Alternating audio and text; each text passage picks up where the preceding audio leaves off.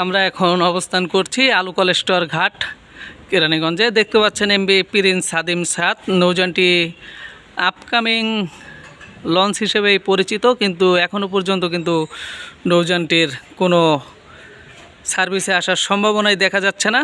হয়তোবা নৌযানটিকে আস্তে আস্তে পরিত্যক্ত অবস্থায় পড়ে থাকার পর স্কেপ করে ফেলা হতে পারে, কারণ এখন পর্যন্ত কিন্তু সার্ভিসে আসার কোনো সম্ভাবনাই দেখা যাচ্ছে না।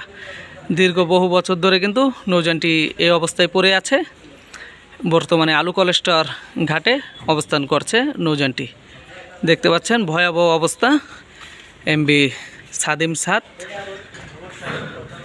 নৌযানটির অবস্থা খুবই করুণ, ভূতের বাড়ি হিসেবেই কিন্তু পরিচিত এখন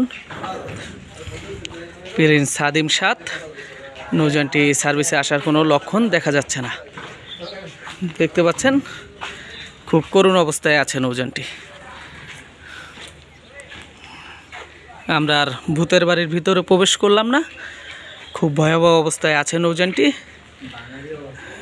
ভাঙাচোরা এখন দেখতেই পাচ্ছেন, আর বলার মতো কিছু নেই। আপনারা সকলে ভিডিওটি দেখার জন্য অসংখ্য ধন্যবাদ। ভালো লাগলে লাইক দিয়ে কমেন্ট করে আপনার মতামত জানাবেন। ধন্যবাদ সবাইকে। আসসালামু আলাইকুম।